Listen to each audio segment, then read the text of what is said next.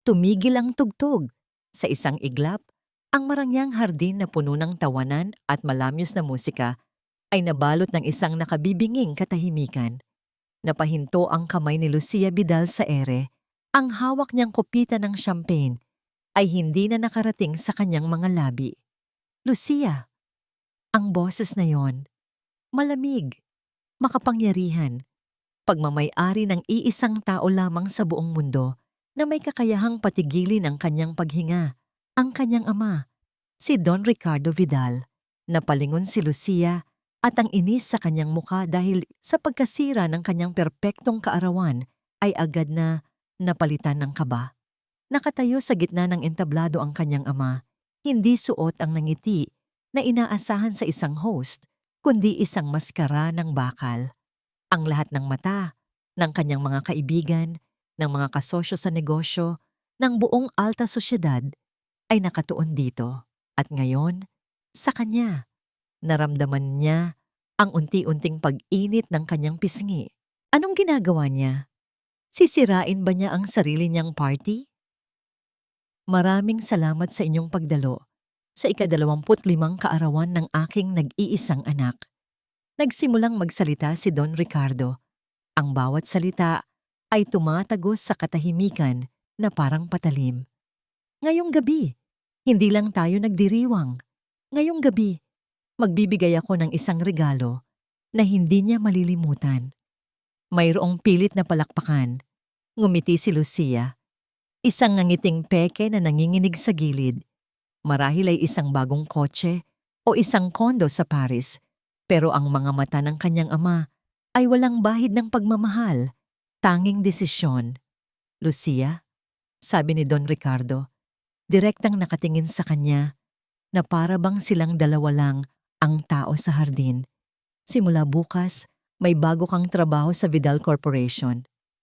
Narinig ni Lucia ang mahinang bulungan mula sa mga bisita. Ngumiti siya ng mas malapad. Sinusubukang isalba ang sitwasyon. Isang posisyon sa marketing marahil. Ikaw ang magiging pinakabagong miyembro ng ating janitorial staff. Natahimik ang lahat. Kahit ang hangin ay tila tumigil sa pag-ihip. Hindi makapaniwala si Lucia sa narinig niya. Janitor? Ako? Napatingin siya sa kanyang mga kaibigan na ngayon ay nakayuko, nag-iiwasan ng tingin. Ang kahihiyan ay parang isang alon na lumunod sa kanya. Tatanggapin mo ang pinakamababang sahod. Sa sahod kalingguhan, wala kang special treatment. Patuloy ng kanyang ama, ang boses ay walang awa. Gagawin mo ito sa loob ng 3 buwan. Patunayan mo sa akin na may halaga ka bukod sa pangalan na dala-dala mo. At kung hindi, isang boses na halos hindi niya makilala bilang sa kanya ang nagtanong. Tumingin si Don Ricardo sa kanyang anak. Kung hindi, sa pagtatapos ng 3 buwan, tanggal ka na sa aking testamento. Wala kang mamanahin kahit isang sentimo.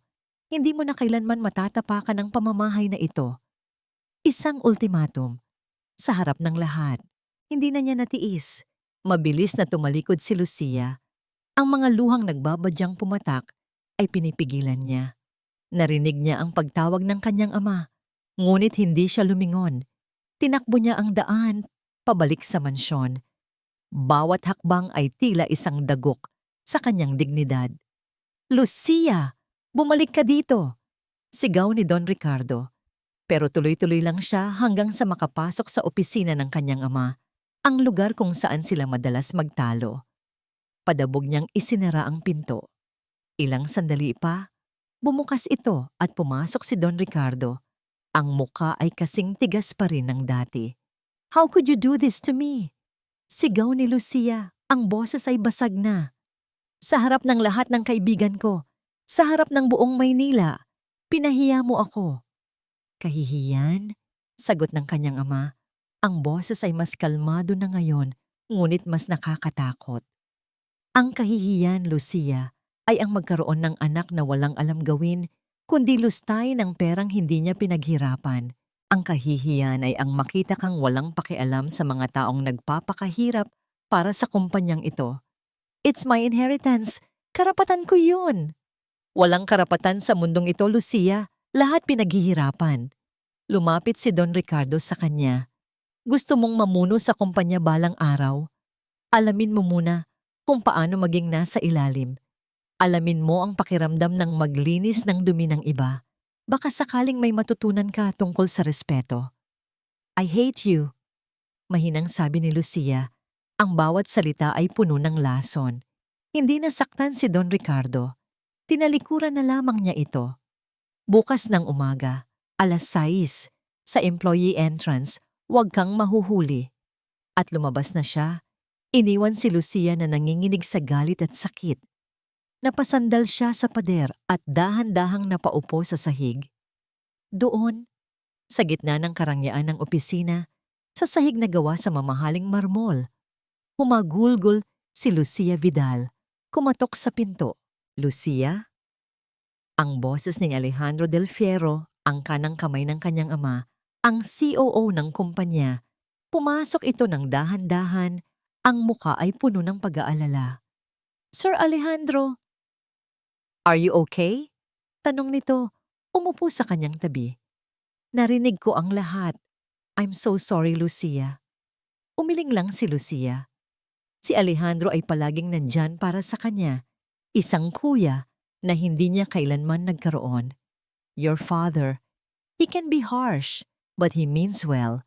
Malumanay na sabi ni Alejandro. Gusto ka lang niyang maging matatag. Sa ganitong paraan, pait na tanong ni Lucia. Sa pagpapahiya sa akin? Maybe, this is his only way. Sabi ni Alejandro, inabot ang panyo. Look, 3 months will pass by quickly. Just do it. I'll be there inside the company. If you need anything at all, just call me. Tumingin si Lucia kay Alejandro, isang maliit na butil ng pasasalamat ang sumilay sa kanyang puso. Kahit papaano, may isang taong nakakaintindi. Kinagabihan, hindi natulog si Lucia. Nakatayo siya sa harap ng kanyang walk-in closet. Isang paraiso ng mga damit mula sa mga sikat na designer, mga sapatos na libo-libo ang halaga, mga bag na katumbas na ng isang bahay, at sa ibabaw ng kanyang malambot na kama, nakalatag ang isang bagay na hindi nabibilang doon. Isang pares ng kulay abo na uniforme ng janitor. Magaspang ang tela. May logo ng Vidal Corporation na nakaburda sa dibdib. Kinuha niya ito. Amoy bago, amoy mura, isang uniforme na isusuot ng mga taong hindi man lang niya tinitingnan sa tuwing pumapasok siya sa gusali ng sarili nilang kumpanya.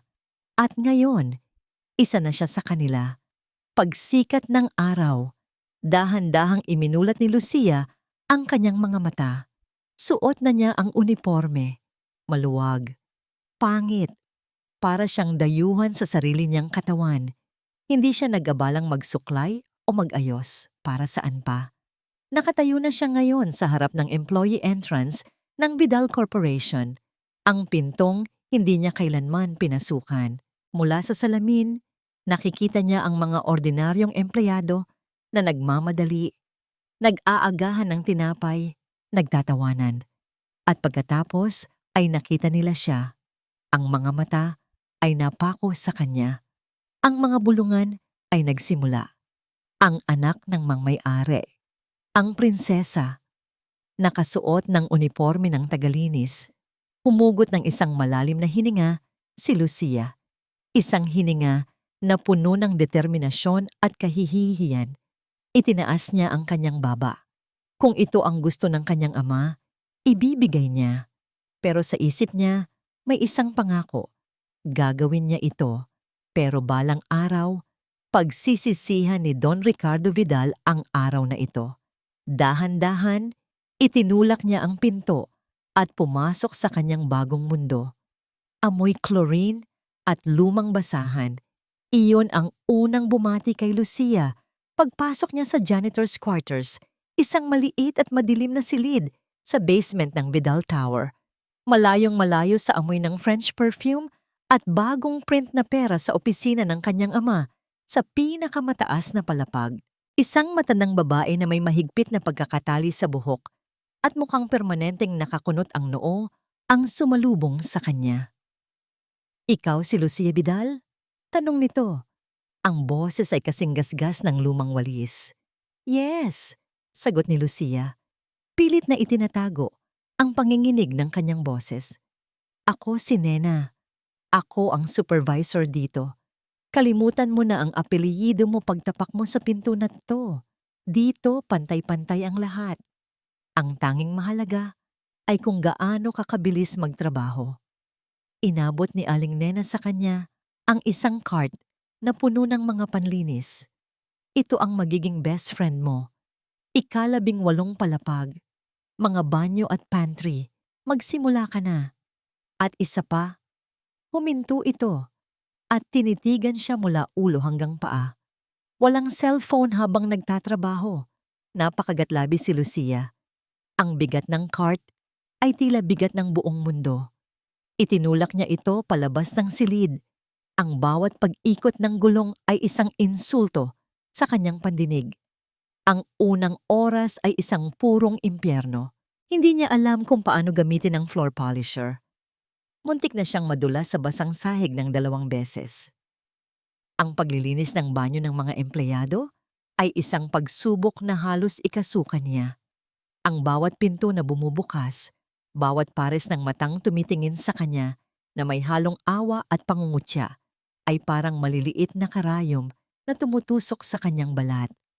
Papasok na sana siya sa pambabaeng banyo sa executive wing nang marinig niya ang mga pamilyar na boses.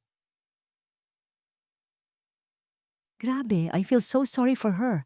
Imagine, from Prada to Basahan? Boses yun ni Clarice, isa sa kanyang mga best friends. I know, right? My dad said Don Ricardo is teaching her a lesson. Pero grabe naman. It's so degrading. Sagot ni Tiffany. Napahawak ng mahigpit si Lucia sa hawakan ng kanyang cart. Pumasok ang dalawa sa banyo at ang kanilang mga mata ay nanlaki nang makita siya. Oh my gosh, Lucy! You're here! Sabi ni Clarice. Ang boses ay puno ng pekeng awa. Hi! Tipid na sagot ni Lucia, yumuko at nagpanggap na inaayos ang mga bote ng panlinis. Kumusta ka naman? Are you okay? Tanong ni Tiffany, hindi maitago ang nangisis sa kanyang mga labi. I'm working. Maring sabi ni Lucia, ayaw ipakita ang sakit na nararamdaman. Right. Sige, we'll just use the restroom, sabi ni Clarice, at nagmamadali silang pumasok sa mga cubicle. Ang kanilang mga pigil na hagik-gik ay umalingaw-ngaw sa loob ng banyo. Paglabas nila, hindi na nila siya pinansin. Para siyang hangin. Isang multo na nakasuot ng uniforme. Nang marinig niya ang pag-click ng kanilang mga takong papalayo, napasandal siya sa pader. Doon, sa gitna ng amoy ng air freshener at sabon, naramdaman niya ang pagtulo ng isang mainit na luha sa kanyang pisngi. Pinunasan niya ito agad. Hindi siya iiyak. Nang mag-aalas 12, oras na para sa tanghalian, dinala siya ni Aling Nena sa maliit na kainan para sa mga utility staff sa basement. Ang lahat ay nakatingin sa kanya. Umupo siya sa isang sulok, binuksan ang baunan na inihanda ng kanilang katulong, isang bagay na hindi niya kailanman ginawa noon. Ang trabahong ito, hindi madali. Biglang sabi ni Aling Nena na umupo sa tapat niya. Pero mas mahirap ang walang maipakain sa pamilya. Tumingin lang si Lucia sa kanyang pagkain. Lahat tayo dito, may binubuhay, may pinapaaral. Patuloy ni Aling Nena habang kumakain ng kanin at isda. Kaya sa susunod na magrereklamo ka sa isip mo dahil sa pagod, isipin mo na lang, maswerte ka pa rin. Mayroon kang babalikang malambot na kama mamayang gabi. Tumagos ang mga salitang yon kay Lucia. Sa unang pagkakataon, may naramdaman siyang iba bukod sa galit at kahihiyan. Isang bagay na hindi niya maintindihan. Ang huling gawain niya para sa araw na yon ay ang paglilinis ng boardroom sa ika-40 palapag. Katatapos lang ng isang biglaang meeting. Pagpasok niya, nakita niya ang mga mamahaling tasa ng kape, mga bakas ng isang mahal na pagpupulong. Ito ang mundo niya dati. Habang nililigpit ang mga basura, napansin niya ang isang bagay na kakaiba. Ang paper shredder sa sulok ay nakaawang at may mga piraso ng papel na hindi nasira ng maayos. Sa tabi nito, sa basurahan, may ilang piraso ng papel na pinunit lang ng kamay. Labag ito sa patakaran ng kumpanya. Lahat ng sensitibong dokumento ay dapat i-shred. Dahil sa kuryosidad, dinampot niya ang mga piraso. Tumingin siya sa paligid. Walang tao. Mabilis niyang ibinulsa ang mga ito. Nang matapos ang kanyang shift, pagod na pagod, dumiretso siya sa isang bakanteng utility closet. Sa ilalim ng isang mahinang bumbilya, inilabas niya ang mga piraso ng papel. Sinubukan niyang buuin ang mga ito na parang isang puzzle. Hindi kumpleto, pero may mga salitang nababasa siya. Stellar Holdings, isang pangalan ng kumpanyang hindi pamilyar sa kanya. Mga petsa at mga numerong may napakaraming zero sa dulo. Milyon-milyon. Ano ito? Napakunot ang noo niya. Ang kanyang pagod ay napalitan ng matinding pag-iisip. Bakit ito itatapon ng ganito? Bakit hindi ito dumaan sa shredder? Biglang bumukas ang pinto ng closet. Napatalon sa gulat si Lucia. Dali-daling tinago ang mga papel sa kanyang likuran. Isang anino ang tumakip sa liwanag. Nakatayo doon si Alejandro, nakasuot ng perpektong plansadong suit. Ang kanyang mamahaling sapatos ay kumikinang kahit sa madilim na silid. Ngumiti ito sa kanya, isang ngingiting pamilyar at palakaibigan. Pero ang mga mata nito, nang tumingin sa mga kamay niyang nasa likod, ay malamig. May problema ba, Lucia? Tanong ni Alejandro. Ang boses ay malumanay, ngunit may kakaibang talim. Mukhang seryoso ka sa basura natin, ah. Isang pekeng ngiti ang nananatili sa mga labi ni Alejandro Del Fierro hanggang sa marinig niya ang pagsara ng pinto ng utility closet. Pagkatapos, dahan-dahan itong naglaho, napalitan ng isang malamig at kalkuladong ekspresyon. Basura.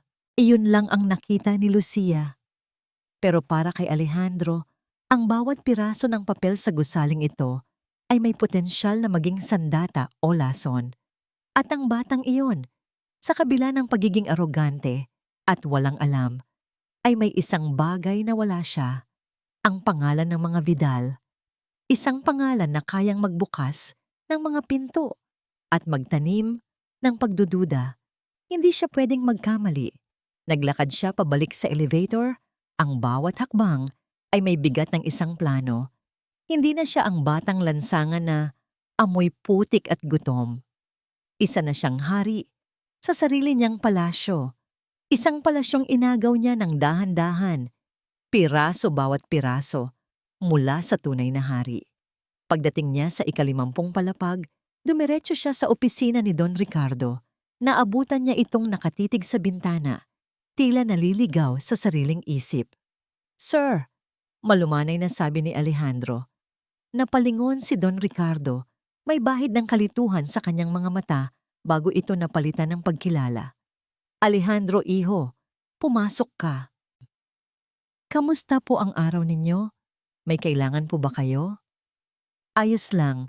Iniisip ko lang ang tungkol sa kontrata sa Cebu?" "Oo, tama. Ang mga materyales, dumating na ba?" Dito magaling si Alejandro sa pagiging angkla ni Don Ricardo sa isang dagat ng lumulubog na alaala. "Opo, sir. Dumating na noong Martes. Pinirmahan niyo na nga po ang mga dokumento kahapon. Hindi po ba ninyo natatandaan?" Oo, tama." "Mabuti naman kung ganon," sabi ni Don Ricardo, halatang napahiya sa sariling pagkalimot. Umupo ito sa kanyang silya, tila biglang napagod. "Mabuti na lang. At nandyan ka, Alejandro. Hindi ko na alam ang gagawin ko kung wala ka." Ngumiti si Alejandro, isang nangiting puno ng pekeng pag-aalala. "Trabaho ko po ito, sir. At utang ko sa inyo ang lahat." Ang mga salitang yon ay totoo. Sa isang masalimuot na paraan. Utang niya nga ang lahat sa matanda. Naalala niya ang sarili. Isang payat na batang lalaki na nakatayo sa labas ng gate ng mansyon ng mga Vidal.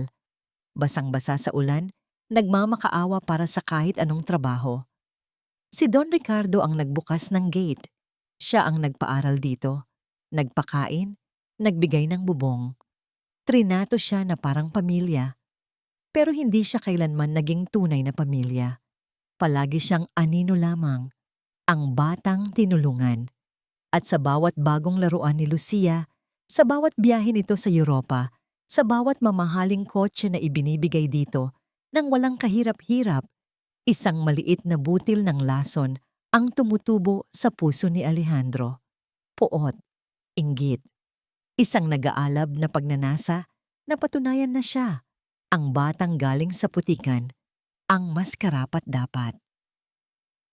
Tungkol kay Lucia, nagsalita ulit si Don Ricardo. Ang boses ay malungkot. Sa tingin mo ba, tama ang ginawa ko? Ang puso ng isang ama ay laging tama, sir. Diplomatikong sagot ni Alejandro. Kailangan niya ng leksyon. Magiging mas matatag siya dahil dito. Pero sa isip niya, ibang-iba ang sinasabi niya. Kailangan siyang durugin para hindi na siya makatayo pa. Nang iwan niya ang opisina ni Don Ricardo, nawala na ang lahat ng bahid ng kabaitan sa kanyang muka. Pumasok siya sa sarili niyang opisina, isang espasyong halos kasing laki ng sa matanda, at isinara ang pinto. Kinuha niya ang isang burner phone mula sa ilalim ng kanyang mesa at nag-dial. Ako to, malamig niyang sabi. May problema ba? Sagot ng boses sa kabilang linya. Ang Stellar Holdings, may mga dokumento na hindi na shred ng maayos, may nakapulot. Sino? Hindi mahalaga kung sino. Ang mahalaga ay hindi na ito mauulit. Siguraduhin mo, idoble mo ang pag-iingat. Isang pagkakamali pa, tapos tayo. Ang boses niya ay walang emosyon, parang isang makina. Ibinaba niya ang tawag nang hindi na naghihintay ng sagot. Sumunod, tinawagan niya ang hepe ng security ng gusali. Renato, si Alejandro ito. Gusto kong maglagay ka ng masusing pagbabantay sa janitorial staff, lalo na sa bago. Kay Lucia Vidal. Bawat kilos, bawat kausap, i-report mo sa akin lahat. Malinaw? Yes, sir. Pagkatapos ng tawag, tumayo si Alejandro at lumapit sa isang maliit na lamesa sa gilid ng kanyang opisina. Nakapatong doon ang isang litrato, ang pamilya Vidal. Si Don Ricardo, ang yumaong asawa nito, at isang batang Lucia na may malaking ngiti. Yakap-yakap ang isang manika. Pinagmasdan niya ang mukha ng batang babae. Ang batang mayroon ng lahat. Ang batang ipinanganak na reyna. Hinaplos niya ang salamin ng picture frame. Ang kanyang mga daliri ay dumaan sa mukha ni Don Ricardo. Salamat sa lahat, tanda. Bulong niya sa sarili. Pero oras na para magpahinga ka. Pagkatapos, ang kanyang daliri ay huminto sa mukha ni Lucia. Ngumisi siya, isang ngising hindi kailanman makikita ng mundo sa labas ng silid na ito. Laruin natin ang laro mo, prinsesa. Biglang nag-vibrate ang kanyang cellphone sa ibabaw ng mesa. Isang text message mula sa isang hindi rehistradong numero. Ang kanyang espiya sa hanay ng mga janitor. Binuksan niya ito. Ang mensahe ay maikli, ngunit sapat na para patigilin ang kanyang paghinga. May kinakausap po siyang matagal na sa accounting. Accounting. Ang salitang iyon ay tumama sa kanya na parang isang sampal. Napatingin siyang muli sa litrato, ngunit ngayon, ang ngiti ng batang si Lucia ay tila isang pangungutya. Nagsimula ng magdilim ang kanyang mukha. Ang ahas sa palasyo ay naramdaman ng unang banta sa kanyang teritoryo. At alam niya, kailangan niyang kumilos, mabilis, at walang awa. Hawak ni Lucia ang isang manipis na folder na para bang ito ang pinakamahalagang bagay sa buong mundo. Sa loob nito ay ang mga pinagtagpi-tagping piraso ng papel at ang ilang impormasyong nakuha niya mula sa isang matandang clerk sa accounting. Isang babaeng nagulat, ngunit natuwa na sa wakas ay may isang Vidal na nagtanong, Tungkol sa mga empleyado, ang kanyang puso ay kumakabog ng malakas sa kanyang dibdib, isang halo ng takot at pag-asa. Takot na muling itaboy ng kanyang ama. Pag-asa na sa wakas, makikita nito na hindi na siya ang pabayang anak na may pakialam na siya. Ilang linggo na ang nakalipas mula nang magsimula siya. Ang mga kalyo sa kanyang kamay ay nagsisimula ng mabuo. Ang kanyang katawan ay laging pagod. Ngunit ang kanyang isip ay hindi kailanman naging ganito kabuhay. Hinihintay na po kayo ni Don Ricardo, sabi ng kanyang sekretarya. Ang boses ay formal, ngunit ang mga mata ay puno ng pag-usisa. Humugot ng malalim na hininga si Lucia at pumasok sa opisina. Ang amoy ng katad at lumang libro ay sumalubong sa kanya. Ang amoy ng kapangyarihan. Nakaupo sa likod ng malaking mahogany desk ang kanyang ama, nakatingin sa mga papeles. At sa tabi nito, nakatayo, ay si Alejandro, para siyang binuhusan ng malamig na tubig. Hindi niya ito inaasahan. Ang pagkakaroon ni Alejandro sa silid ay nagpapabago sa lahat. Dad, nagsimula si Lucia. Ang boses ay bahagyang nanginginig.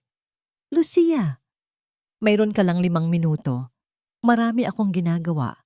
Sabi ni Don Ricardo, hindi man lang inaalis ang tingin sa kanyang mga papeles. May kailangan po akong ipakita sa inyo. Isang bagay na importante. Sabi niya, lumapit sa mesa at maingat na inilatag ang folder. Tungkol po ito sa isang kumpanyang tinatawag na Stellar Holdings. Sa wakas, nag-angat ng tingin ang kanyang ama. Sa gilid ng kanyang mata, nakita ni Lucia ang paninigas ng panga ni Alejandro. Ano yan? Tanong ni Don Ricardo. Mga transaksyon po. Milyon-milyong piso ang inililipat sa kanila bawat buwan. Walang malinaw na dahilan. Sinubukan kong hanapin ang kumpanya. Pero parang multo lang. Walang opisina, walang record. Itinuro niya ang mga piraso ng papel. Ito, nakita ko po sa basurahan ng boardroom. Hindi ito na shred. Dad, may mali dito. May naglalabas ng pera sa kumpanya. Isang sandali ng katahimikan ang bumalot sa silid. Tinitigan ni Don Ricardo ang mga papel. Pagkatapos ay tumingin kay Lucia. Sa isang saglit, nakita ni Lucia ang isang kislap ng pag-aalala sa mga mata nito. Ng pag-asa. Pero bago pa man ito makapagsalita, tumawa ng mahina si Alejandro. Lucia, Lucia, sabi nito. Ang boses ay puno ng pag-unawa na parang sa isang nakatatandang kapatid. I admire your passion. Talagang sineseryoso mo na ang trabaho mo. Pero sana, nagtanong ka muna. Tumingin si Alejandro kay Don Ricardo. Sir, ako na po ang magpapaliwanag. Humarap itong muli kay Lucia. Ang Stellar Holdings ay isang subsidiary na tayo mismo ang nagtayo. Ito ay isang special purpose vehicle para sa isang napakasensitibong proyekto na hindi pa natin pwedeng isapubliko. Isang malaking acquisition, kaya confidential ang lahat ng transaksyon. Para siyang sinampal. Ang lahat ng kanyang pagsisiyasat, ang lahat ng kanyang pag-asa ay gumuho sa ilang mga salita lamang. Bakit hindi ko alam iyan? Naguguluhang tanong ni Lucia. Dahil, with all due respect, you're a janitress right now. Malumanay ngunit may diin na sabi ni Alejandro. Ang mga bagay na ito ay nasa need-to-know basis. Ang pagbubunyag nito ay maaaring makasira sa buong deal. Tumingin si Lucia sa kanyang ama, naghahanap ng suporta, pero ang nakita niya ay pagkadismaya. Ito ba ang dahilan kaya mo ako ginugulo? Umalingaw-ngaw ang boses ni Don Ricardo sa opisina. Nag-iimbento ka ng mga kwento? Nagnanakaw ka ng mga dokumento mula sa basurahan? Hindi po ako nag-iimbento. May mali dito. Nararamdaman ko. Giit ni Lucia. Ang boses ay tumataas na. Nararamdaman mo? Tumayo si Don Ricardo. Ang galit ay malinaw na sa kanyang mukha. Ang kumpanyang ito ay itinayo ko sa dugo at pawis, hindi sa nararamdaman. Akala ko natututo ka na. Pero ano ito? Naghahanap ka pa rin ng gulo. Sir, hayaan niyo na po. Baka nag-aalala lang talaga si Lucia, sabat ni Alejandro, lalong nagpatingkad sa kanyang pagiging kontrabida. Hindi, tama na, sigaw ni Don Ricardo. Ang kanyang kamao ay bumagsak sa mesa. Tumingin ito ng diretso sa mga mata ni Lucia at ang mga salitang lumabas sa bibig nito ay mas masakit pa sa anumang sampal. Kailan ka ba titino, Lucia? Mas pinagkakatiwalaan ko pa si Alejandro kaysa sa sarili kong anak. Tumigil ang mundo ni Lucia. Ang hangin ay naubos sa kanyang mga baga. Ang sakit ay kumalat sa kanyang dibdib. Isang matalim at malamig na kirot. Ang kanyang ama. Ang sarili niyang ama. Wala nang salitang lumabas sa kanya. Tinalikuran niya ang mga ito. Ang mga luhang kanina pa niya pinipigilan ay nagsimula ng mamuo. Hindi niya hahayaang makita nilang umiiyak siya. Mabilis siyang lumabas ng opisina, isinara ang pinto sa likuran niya at tumakbo. Hindi niya alam kung saan siya pupunta. Ang alam niya lang ay kailangan niyang makalayo. Paglabas niya sa hallway, sa pagmamadali, muntik na siyang may mabangga. Napahinto siya. Nakatayo doon si Carmen Montero, ang business partner ng kanyang ama. Kalalabas lang mula sa sarili nitong opisina sa tapat. Nagkatinginan sila. Nakita ni Carmen ang namumulang mga mata ni Lucia, ang nanginginig na mga labi, ang itsura ng isang taong dinurog. At nakita ni Lucia sa mga mata ni Carmen ang isang bagay na hindi niya inaasahan. Hindi panghuhusga, hindi pagkaawa. Isang tingin na puno ng komplikadong emosyon. Isang tingin ng pag-aalala, oo. Pero meron pang iba. Isang bagay na mas malalim. Isang bagay na tila nakakaunawa. Hindi alam ni Lucia kung paano siya nakarating doon. Ang kanyang mga paa ay may sariling isip. Naglakad palayo sa Vidal Tower, palayo sa mga mapanghusgang mata, palayo sa sakit. Ang mga salita ng kanyang ama ay paulit-ulit na tumatakbo sa kanyang isipan. Isang sirang plaka ng pagtanggi. Mas pinagkakatiwalaan ko pa si Alejandro kaysa sa sarili kong anak. Ngayon, nakatayo siya sa harap ng isang malaking gate sa isang tahimik na subdivision sa Forbes Park. Ang bahay ni Carmen Montero, ang babaeng palaging nasa anino ng kanyang ama, ang tahimik na kasosyo, ang tita Carmen na kilala niya mula pagkabata, ngunit hindi niya talaga lubos na kilala. Ano ang ginagawa niya dito? Uuwi na dapat siya. Magkukulong sa kwarto. Iiyakan ng kanyang sawi na kapalaran, ngunit ang imahe ng mga mata ni Carmen sa hallway ay bumalik sa kanya. Hindi awa, hindi pangungutya, kundi pag-alala. Isang malalim at seryosong pag-aalala. Ito na ang kanyang huling baraha. Nag-aalangan, itinaas niya ang kanyang kamay at pinindot ang doorbell. Ang tunog ay umalingaw-ngaw sa katahimikan ng gabi, kasing lakas ng kabog ng kanyang dibdib. Ilang segundo siyang naghintay. Walang sumasagot. Tatalikod na sana siya. Kinukumbinsi ang sarili na isa itong malaking pagkakamali nang marinig niya ang pag-click ng lock. Bumukas ang pinto. Si Carmen Montero mismo ang nagbukas. Nakasuot ito ng simpleng pantulog na sutla. Ang kanyang buhok ay nakalugay. Ang istriktong babae sa boardroom ay naglaho, napalitan ng isang babaeng mukhang pagod at mas matanda. Hindi ito nagulat na makita siya. Tila ba inaasahan na niya ito. "Pumasok ka, Lucia," sabi nito. Ang boses ay kalmado. Walang pag-aalinlangan. Pumasok si Lucia sa loob. Ang sala ni Carmen ay elegante, ngunit simple. Puno ng mga libro at mga antigo. Umupo si Lucia sa sofa. Ang kanyang mga kamay ay nanginginig sa kanyang kandungan. Iniwan niya ang folder sa sahig sa tabi ng kanyang mga paa. "Gusto mo ba ng tsa?" alok ni Carmen. Umiling lang si Lucia. "Hindi po. Salamat po." Umupo si Carmen sa tapat niya.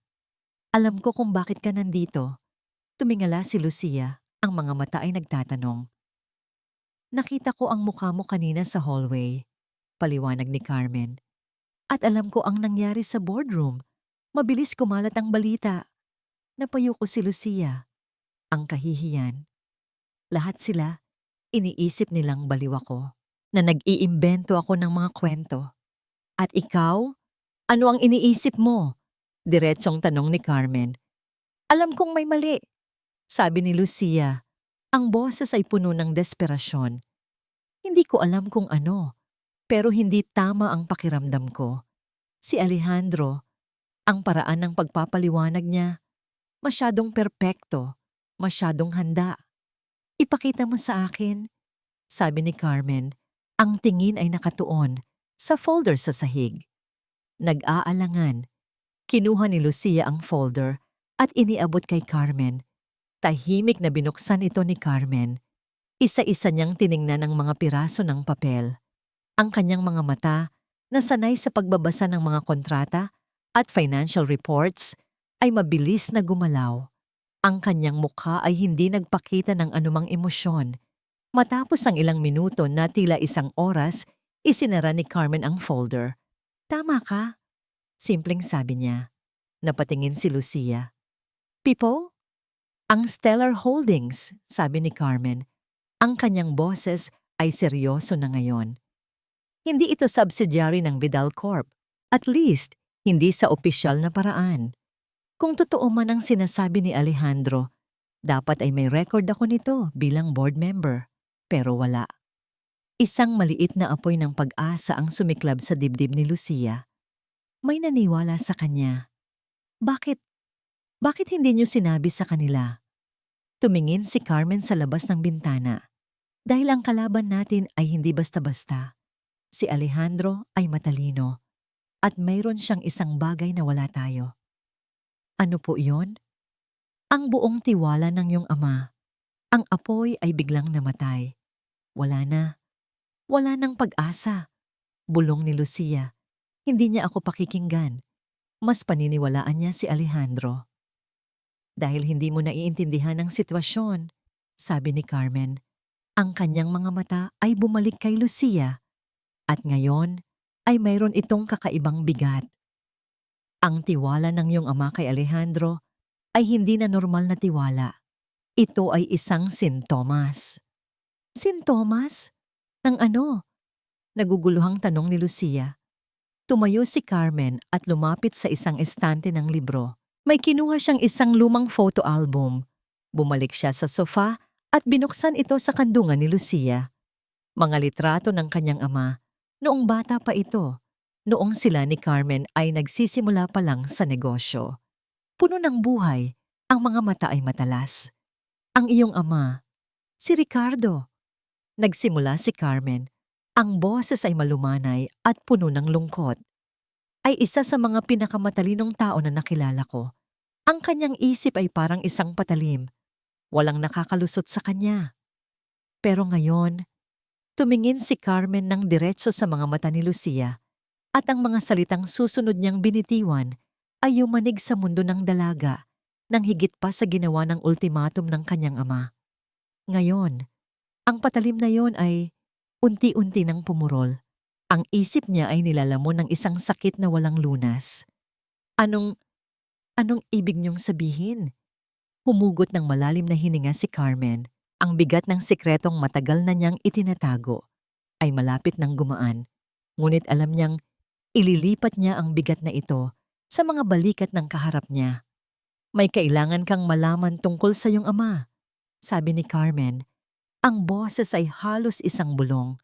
Isang bagay na magpapabago sa lahat.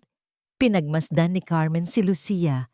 Sa ilalim ng malambot na ilaw ng kanyang sala, hindi na niya nakikita ang spoiled brat na kilala ng Maynila.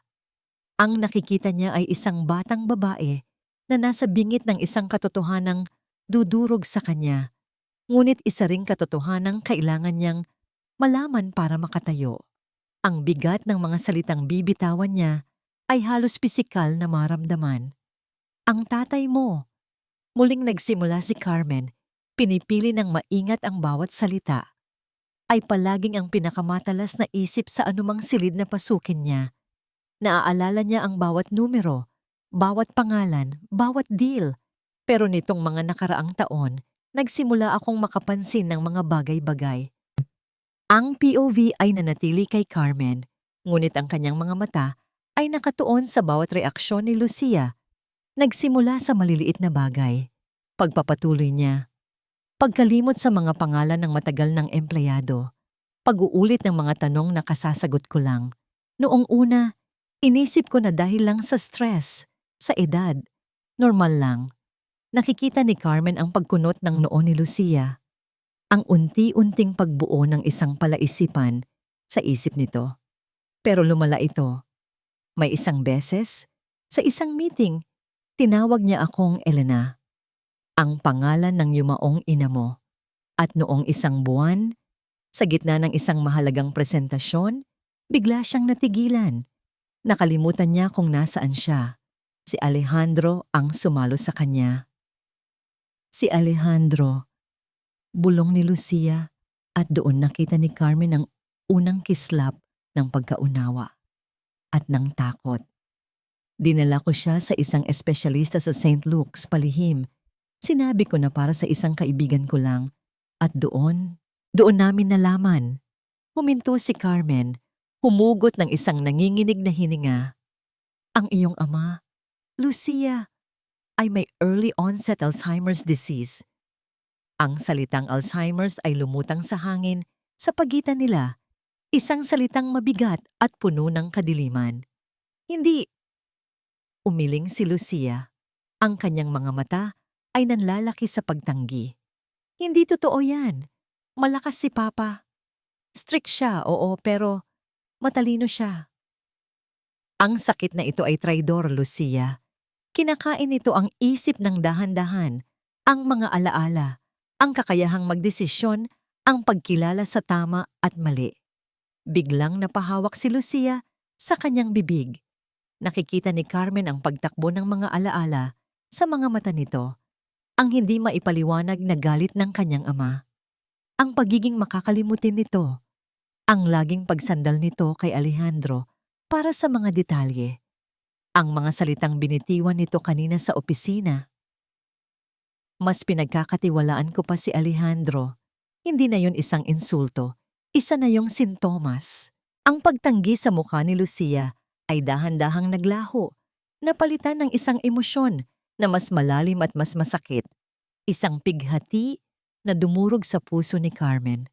Ang mga luha ay nagsimulang mamuo sa mga mata ni Lucia, ngunit hindi ito mga luha ng galit o pagkaawa sa sarili. Ito ay mga luha para sa kanyang ama. Kaya pala, humikbi si Lucia. Kaya pala ganoon siya. Akala ko galit siya sa akin. Akala ko kinamumuhian niya ako. Hindi, Ija, malumanay na sabi ni Carmen. Lumipat sa tabi niya at hinawakan ang kanyang kamay. Mahal na mahal ka ng iyong ama. Kaya ko ito itinago. Ang tatay mo ay isang lalaking may malaking pride. Ang malaman ng mundo na nawawala na ang kanyang pinakamahalagang yaman. Ang kanyang isip ay masahol pa sa kamatayan para sa kanya. Yumakap si Lucia kay Carmen at doon humagulgol ng walang tigil.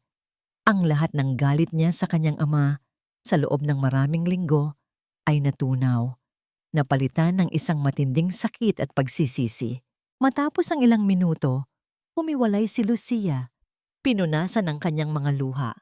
Ang kanyang mukha ay basang-basa, ngunit ang kanyang mga mata, mayroon ng bagong determinasyon. Si Alejandro, sabi ni Lucia, ang boses ay malamig na ngayon. Alam niya ito. Hindi iyon tanong. Isa iyong pahayag. Hindi ko sigurado, pag-amin ni Carmen. Pero ginagamit niya ito. Bawat pagkalimot ng iyong ama, bawat sandali ng kanyang kalituhan ay isang oportunidad para kay Alejandro na patibayin ang kanyang kapangyarihan. Kinuha ni Lucia ang folder sa mesa. Binuksan niya itong muli. Ngayon, ang mga numero at pangalan ay may bagong kahulugan. Hindi na lamang ito pagnanakaw sa kumpanya. Ito ay pagtataksil sa isang taong may sakit at walang kalaban-laban. Ito ay kasuklam-suklam.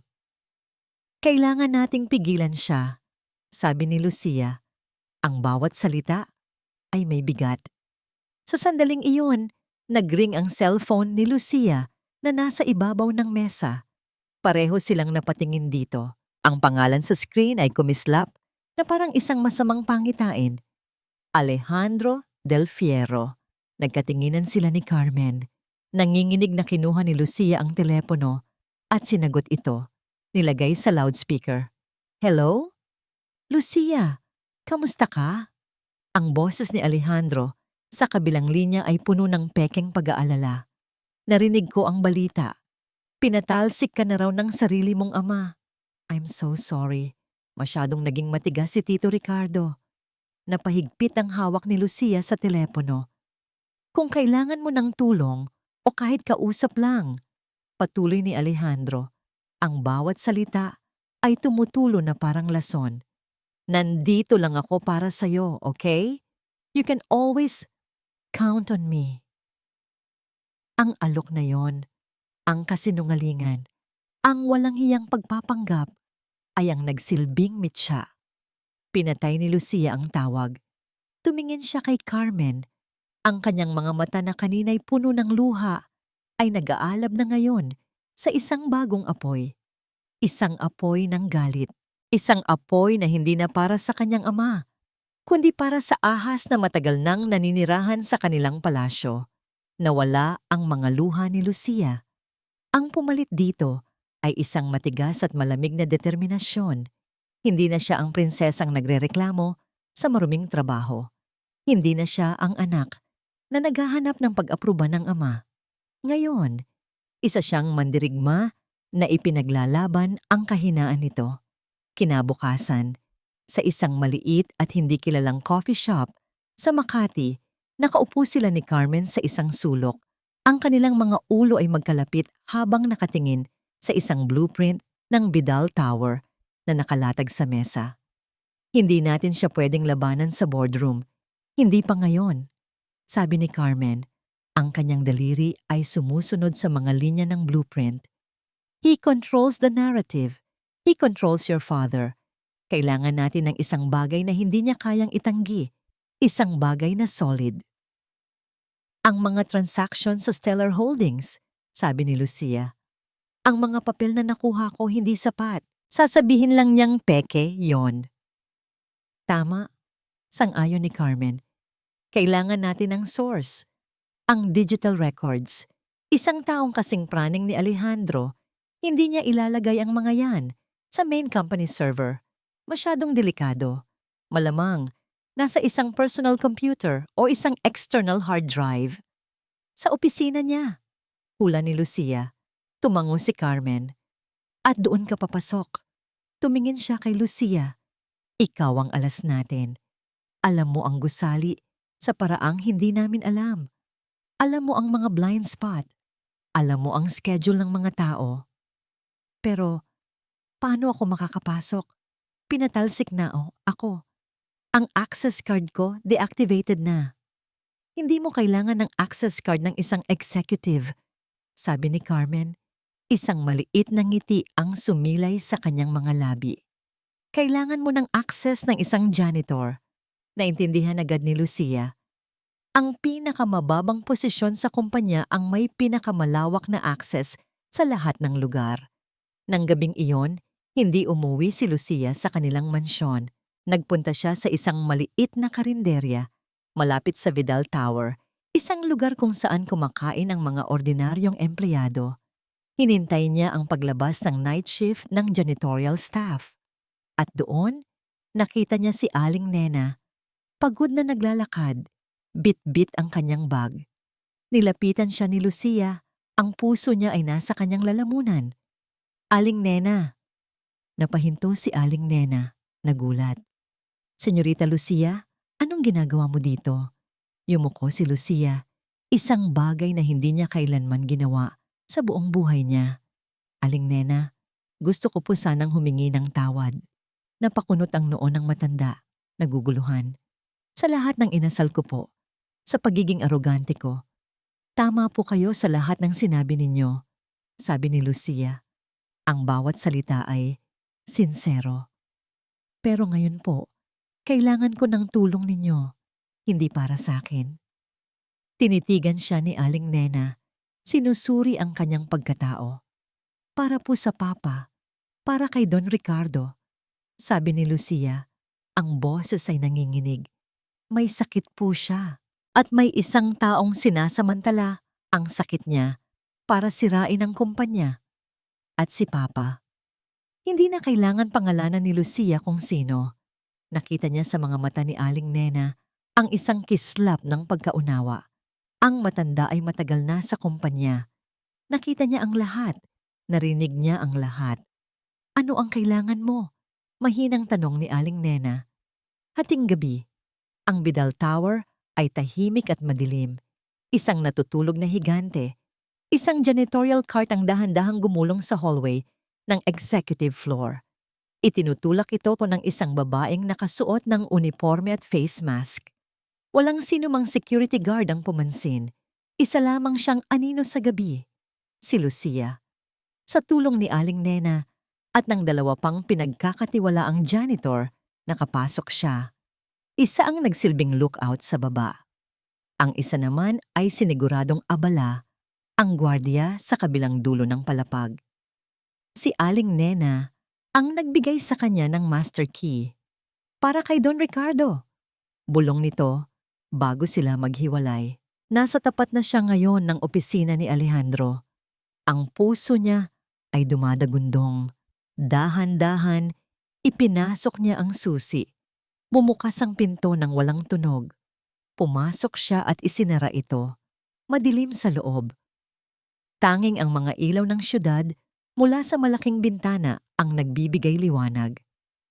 Ang opisina ay malinis, organisado, masyadong perpekto. Sinimulan niya ang paghahanap. Sa mga drawer, sa ilalim ng mesa, sa likod ng mga libro. Wala. Kinakabahan, tumingin siya sa orasan. Mayroon lamang siyang 15 minuto. Napatingin siya sa isang malaking metal na filing cabinet sa sulok. Mukhang mabigat. Gamit ang lahat ng kanyang lakas, itinulak niya ito palayo sa pader. At doon, nakita niya ito. Nakadikit sa likod ng cabinet. Isang maliit, itim na external hard drive. Mabilis niya itong kinuha. Inilabas niya ang isang maliit na laptop mula sa ilalim ng cart at isinaksak ang drive. Ang kanyang mga daliri ay nanginginig habang nag-click siya sa mga folder. Stellar Holdings, Offshore Accounts, Medical Records, Arvidal. Napatigil siya sa huli, binuksan niya ito. Mga pekeng medical records nagpapatunay na si Don Ricardo ay malala na ang pag-iisip. Mga dokumentong gagamitin ni Alejandro para tuluyang ma-take over ang kumpanya. Naramdaman niya ang pag-akyat ng galit. Hayop ka, bulong niya. Sinimulan niyang kopyahin ang lahat ng files sa isang secure USB drive. Ang progress bar sa screen ay tila gumagalaw sa pinakamabagal na paraan. 45%, 50%, 7%, bigla may narinig siyang tunog. Isang tunog ng elevator na humihinto sa kanilang palapag. Narinig niya ang mga yabag. Papalapit. Mabilis. Bumukas ang ilaw sa hallway sa ilalim ng pinto. Napatingin si Lucia sa screen. 98% complete. Ang mga yabag ay nasa tapat na ng pinto. Narinig niya ang pagpihit ng doorknob. 99%. Copy complete. Hinablot niya ang USB. Isinara ang laptop at sumisid sa ilalim ng malaking mesa ni Alejandro. Sakto sa pagbukas ng pinto. Nakatago sa dilim, pinigilan ni Lucia ang kanyang paghinga. Ang nakikita lamang niya ay isang pares ng mamahaling sapatos na gawa sa katad na pumasok sa silid. Huminto ito sa gitna. Ang kanyang puso ay tila hihinto anumang sandali. Pinagmasdan ni Alejandro Del Fierro ang kanyang opisina. May mali. Hindi niya matukoy kung ano, pero nararamdaman niya ito sa hangin. Ang paraan ng pagkakaayos ng mga libro sa istante. Ang bahagyang pagkausog ng filing cabinet. Mga bagay na hindi mapapansin ng isang ordinaryong tao, pero para sa isang taong kinakalkula ang bawat galaw, ito ay isang hudyat. Naramdaman niya ang isang pamilyar na kaba. Isang pakiramdam na matagal na niyang hindi naramdaman. Mula pa noong mga araw na siya ay isang batang natutulog sa lansangan, laging handa sa posibleng panganib. Lumuhod siya at sinuri ang ilalim ng kanyang mesa. Wala. Tiningnan niya ang likod ng filing cabinet. Doon niya nakita ang maliit na piraso ng double-sided tape na pinagdikitan niya ng hard drive ay naroon pa. Pero ang hard drive mismo, wala na. Isang malamig na kuryente ang gumapang sa kanyang gulugod. Sinapo niya ang kanyang panga, ang kanyang isip ay tumatakbo nang mas mabilis pa sa isang supercomputer. Lucia. Walang ibang pwedeng gumawa nito. Isang ngisi ang dahan-dahang gumuhit sa kanyang mga labi. Hindi isang ngangiti ng saya, kundi isang ngangiti ng isang manlalaro ng ahedres na na-corner ngunit nakakita ng isang huling mapanganib na atake. So, you finally learned how to play the game, little princess. Pero huli na siya. Matagal nang hawak ni Alejandro ang lahat ng importanteng piyesa. Kailangan niya na lang itong tapusin. Ngayon din, hindi na siya bumalik sa kanyang upuan. Kinuha niya ang kanyang telepono at nag-dial. Dr. Alcaraz, sabi niya nang may sumagot sa kabilang linya. Alejandro ito. Kailangan ko na ang pinal na medical evaluation ni Mr. Vidal. Yung pinag-usapan natin. Yes, the one that declares him mentally incapacitated to run the company. Kailangan ko yan bukas ng umaga. First thing.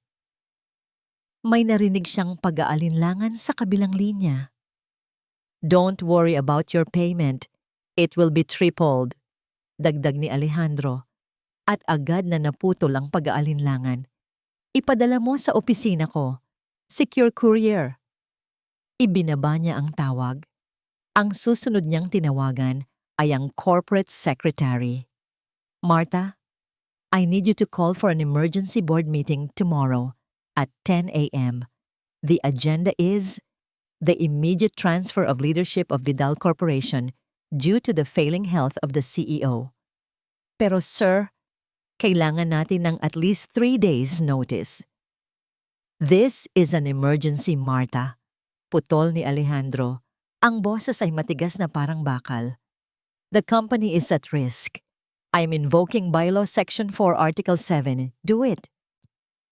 Pagkatapos, sunod-sunod niyang tinawagan ang ilang piling miyembro ng Board of Directors, ang mga taong matagal na niyang hawak sa leeg dahil sa mga utang na loob o mga sikretong alam niya. Sinuportahan niya ang kanilang mga proyekto. Tinulungan niya ang kanilang mga anak. Ngayon, oras na para maningil. I need your full support tomorrow, sabi niya sa bawat isa. This is for the good of the company. Don Ricardo is not well. We need to protect his legacy. Isang oras. Sa loob ng isang oras, naisaayos na niya ang lahat. Ang entablado ay nakahanda na para sa huling akto ng kanyang dula. Bago umalis ng opisina, may isang bagay pa siyang kailangang gawin. Nagpunta siya sa mansyon ng mga Vidal. Naabutan niyang nag-iisa si Don Ricardo sa hardin. Nakatingin sa mga bulaklak ngunit tila hindi naman talaga ito nakikita. Sir, bati ni Alejandro. Ang kanyang boses ay puno ng pekeng pag-aalala. Alejandro, iho, sabi ng matanda, lumingon. Gabi na, bakit ka nandito? Sinusuri ko lang po kayo. Mukhang malalim ang iniisip ninyo. Umupo si Alejandro sa tabi niya. Naalala ko po noong una ninyong itinanim ang mga rosas na ito para kay Senyora Elena. Sabi ninyo, ang bawat bulaklak ay simbolo ng pagmamahal ninyo. Ngumiti si Don Ricardo, isang malungkot na ngiti. Naalala mo pa pala yon. Siyempre po, hindi ko po makakalimutan ang mga aral ninyo, sabi ni Alejandro. Hinawakan niya ang balikat ng matanda. Kaya po masakit para sa akin na makita kayong ganito. Pagod na pagod. Sir, baka oras na para magpahinga kayo. Hayaan niyo na pong ako ang mag-alaga sa lahat. For you. For your legacy. Tumingin sa kanya si Don Ricardo. Ang mga mata ay nanlalabo. Pero si Lucia, huwag po kayong mag-alala kay Lucia. Sabi ni Alejandro, ang kanyang mga mata ay nagdilim nang hindi nakikita ng matanda. Aalagaan ko siya. Sa parehong sandali, sa coffee shop kung saan sila nagkita kanina, nanginginig na ipinasok ni Lucia ang USB drive sa laptop ni Carmen. Nag-flash sa screen ang mga folder, ang mga account, ang mga pekeng medical records, ang katibayan ng isang karumaldumal na pagtataksil. Nakuha ko. Hiningal na sabi ni Lucia. Nakuha ko lahat. Nakahinga ng maluwag si Carmen sa unang pagkakataon sa buong gabi. Magaling. Magaling, Lucia. Ngayon, may laban na tayo. Biglang nag-vibrate ang cellphone shop ni Carmen. Isang email. Ang subject line ay nakasulat sa malalaking letra. Emergency Board Meeting Notification. Nanlaki ang mga mata ni Carmen. Binasa niya ng mabilis ang nilalaman. Ang kanyang mukha ay namutla. Alejandro, bulong niya. Anong nangyari? Tanong ni Lucia. Tumingin si Carmen kay Lucia. Ang kanyang mukha ay puno ng pagkaapura. He knows. He knows we have the drive. He's making his final move. Kinuha niya ang kanyang telepono at nag-dial. Bukas na, sabi ni Carmen sa telepono. Ang boses ay nagmamadali at puno ng tensyon. Bukas na ang meeting. Kailangan na nating kumilos. Ngayon. Ang hangin sa loob ng boardroom ng Vidal Corporation ay mabigat at halos mahirap hingahan. Ang mahabang lamesa na gawa sa mahogany ay napapaligiran ng mga pinakamakapangyarihang tao sa kumpanya. Ang kanilang mga mukha ay seryoso at nababalot ng tensyon. Sa gitna, sa dulo ng lamesa, nakaupo si Don Ricardo Vidal, tila isang haring nawala sa sariling kaharian. Ang kanyang mga mata ay nagpapakita ng kalituhan. Sa kanyang tabi, nakatayo si Alejandro Del Fierro. Ang perpekto niyang suit ay tila isang baluti. Siya ang may kontrol sa silid. Siya ang may hawak ng kapangyarihan. As you can see from the documents presented, nagsimula si Alejandro. Ang kanyang boses ay kalmado ngunit may bigat.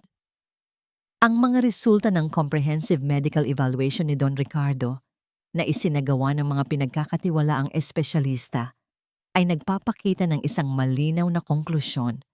Ang kanyang kakayahang gumawa ng mga kritikal na desisyon para sa kumpanya ay severely compromised na. Nagkaroon ng bulungan sa paligid ng lamesa. May awa sa mga mata ng ilan, ngunit mayroon ding kasakiman sa iba. Mga taong matagal nang naghihintay ng pagbabago. Dahil dito, pagpapatuloy ni Alejandro, at may pinakamasakit na puso, kailangan nating gawin ang nararapat para protektahan ang kumpanyang ito, ang legacy ni Don Ricardo. I am proposing an immediate vote for a temporary transfer of CEO duties to myself as the current CEO until a more permanent solution is found.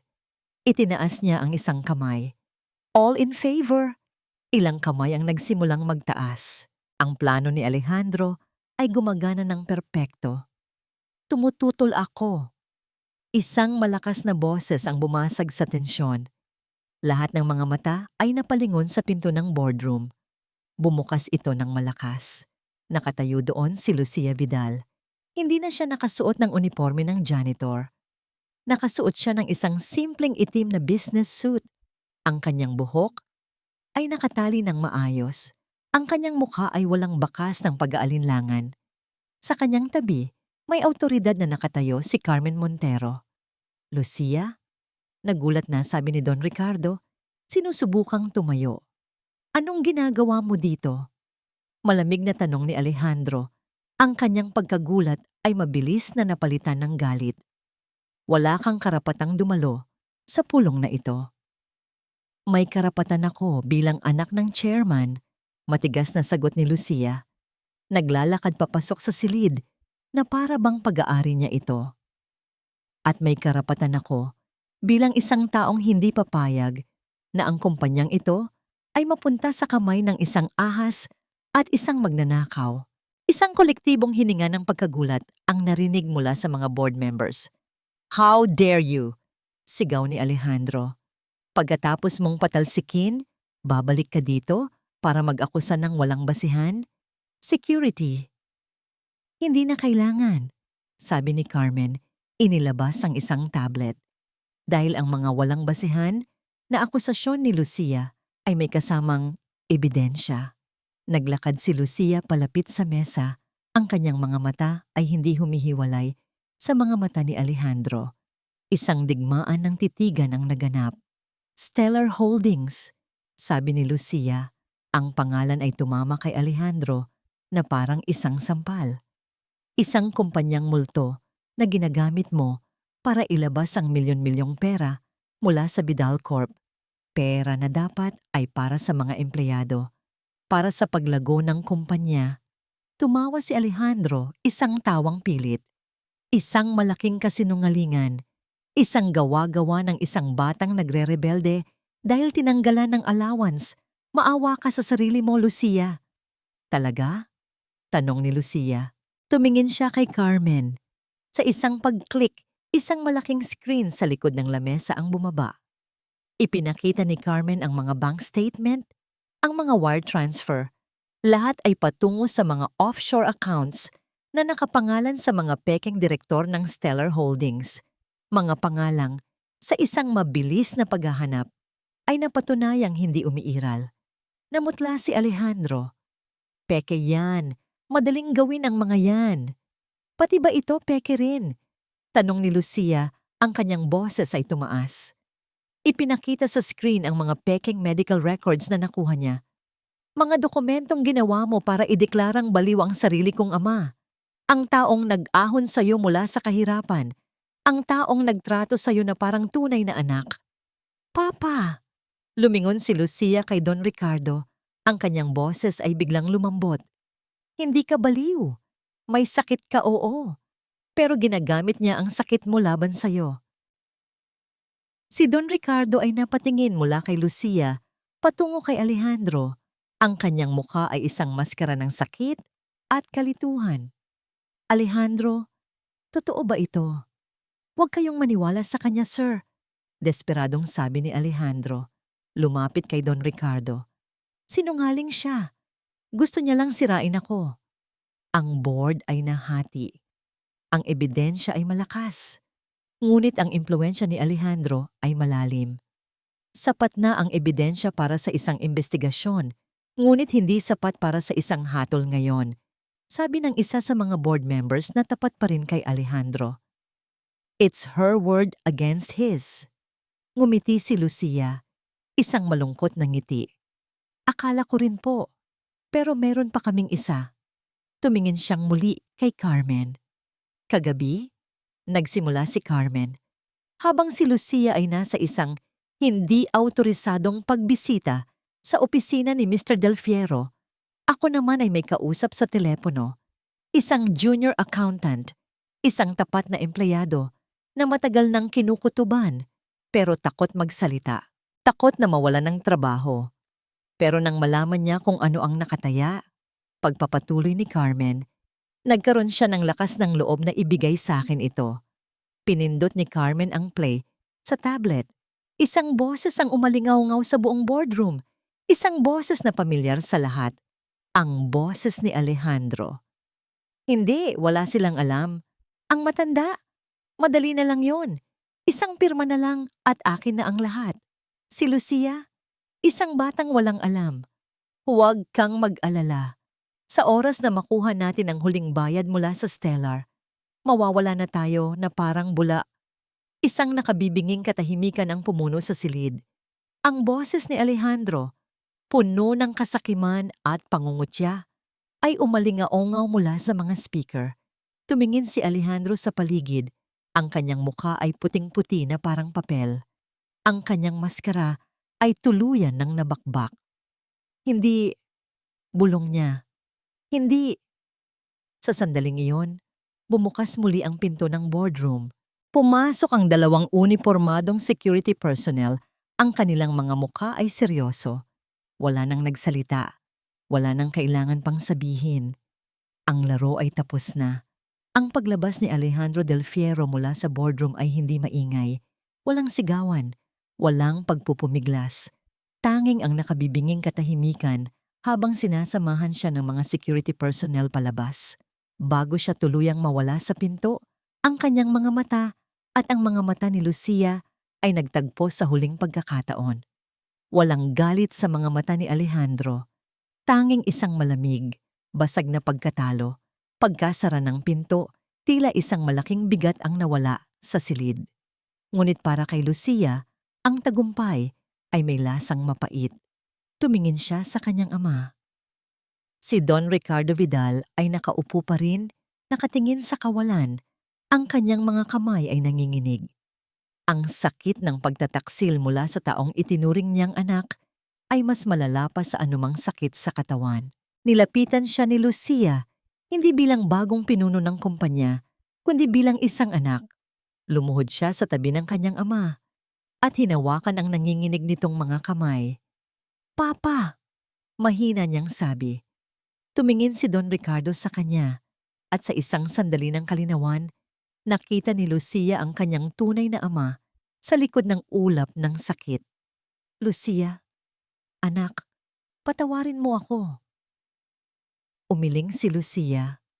Ang mga luha ay nagsimulang mamuo sa kanyang mga mata. "Wala po kayong kasalanan pa. Ako po ang dapat humingi ng tawad. Patawad kung ngayon ko lang naintindihan." Niyakap niya ang kanyang ama. Isang yakap na matagal na nilang dapat ibinigay sa isa't isa. Hindi na tungkol sa negosyo, hindi na tungkol sa mana, tanging tungkol sa isang ama at isang anak na naghahanap ng daan pabalik sa isa't isa. Lumipas ang ilang linggo. Ang iskandalo sa Vidal Corporation ay yumanig sa mundo ng negosyo, ngunit sa pamumuno ni Carmen bilang interim CEO at sa suporta ni Lucia, ang kumpanya ay nanatiling matatag. Si Alejandro ay nahaharap sa maraming kaso.